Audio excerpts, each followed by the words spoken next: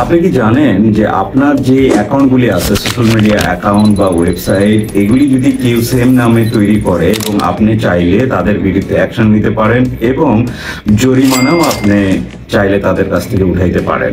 তো কিভাবে? আপনার ধরেন আপনার ফেসবুক, লিঙ্কডইন, টুইটার, ইউটিউব বিভিন্ন জায়গায় আপনার চ্যানেল আছে বা আপনার অ্যাকাউন্ট আছে।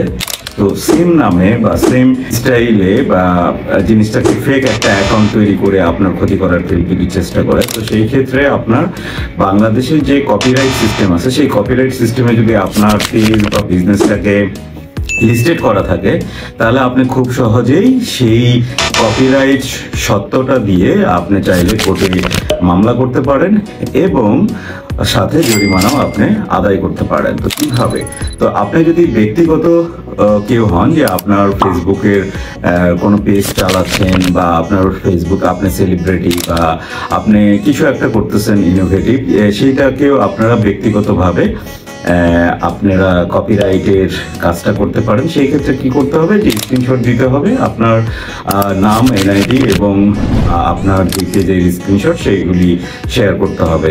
এখান থেকে আপনি ব্যক্তিগতভাবে কপিরাইটটা জিনিসটা করতে পারবেন। আর আপনি যদি বিজনেস হয়, তো সেই ক্ষেত্রে ওয়েবসাইটে যদি আপনি কপিরাইট করতে চান, আপনার ডোমেইন হোস্টিং এর প্রুফ লাগবে, যে ডোমেইন হোস্টিংটা আপনার ওটা কবে রেজিস্ট্রেশন করেছেন, আপনার নামে কিনা, এগুলির স্ক্রিনশট লাগবে এবং ট্রেড লাইসেন্স লাগবে।